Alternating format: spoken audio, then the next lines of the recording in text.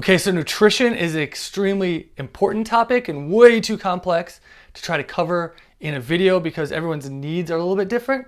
So again, remember, Dayflow is principle based. So we want our principles about nutrition to match the system. So we always start, remember, with hydration first, then movement.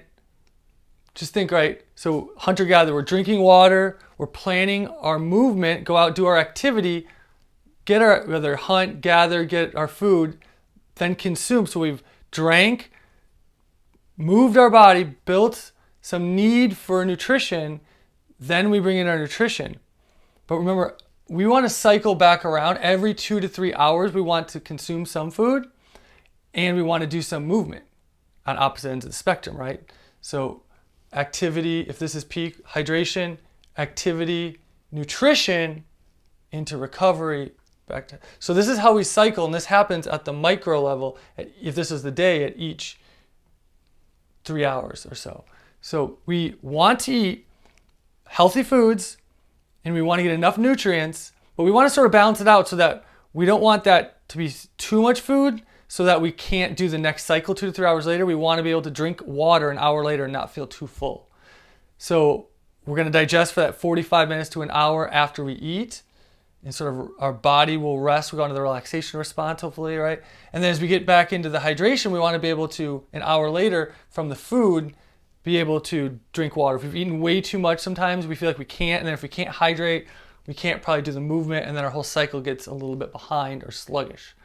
So as for the foods that we have at the check-in point, at the end of in the journal, the Dayflow journal, the end of each week, I have set up here so you could just copy your food from each day if you wanted to. So transpose it to, so you could look at it. So you could say, oh, my nutrition was really spot on Monday through Thursday, and then it just fell apart. I didn't write anything down Friday, Saturday, and Sunday.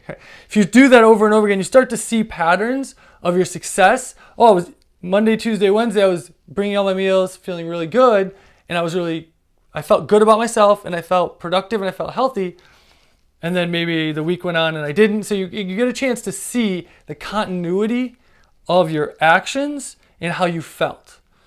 And this is just a starting point. It's not a finishing point. Just an idea of some proteins, vegetables, some healthy carbohydrates, healthy fats. That's the key, right? We want to take in proteins, healthy fats, healthy minerals are in the water, but I think nutrients are in the food. So when we drink the hydrating portions, we're taking in minerals with the water. But when we're after the exercise and the movement, we're taking in nutrients. So we want to think feeding time really is nutrient absorption time.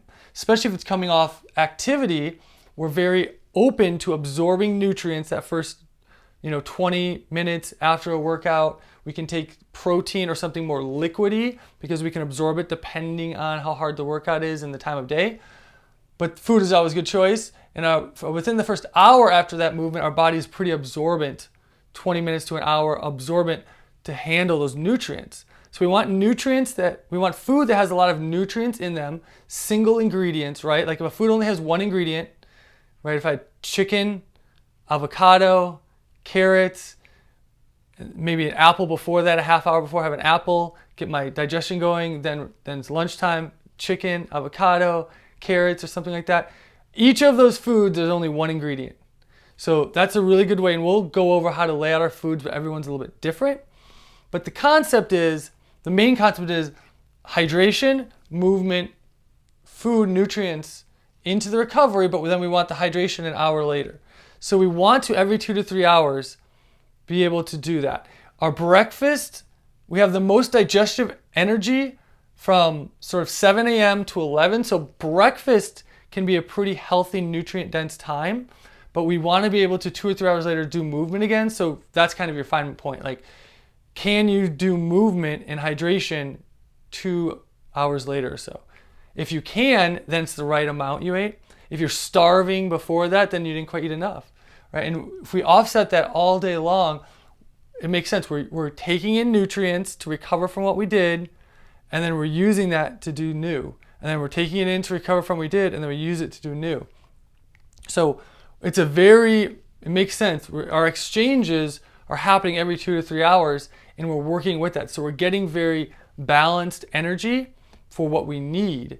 And we're doing based upon the nutrition we had and the hydration we had. So our activity and our recovery, our hydration and nutrition are all working together. And as we get better and better at that, then we sort of line up the amount of food, the type of food, and we get this natural exchange. And then all we do with that is just always find better, right? What can we do a little bit better of? What can we do a little bit better of? That's the play frame, that's the game. Get the structure, get the principles in line, and then after a while with the continuity, create a deeper game. How can we make it a little bit better?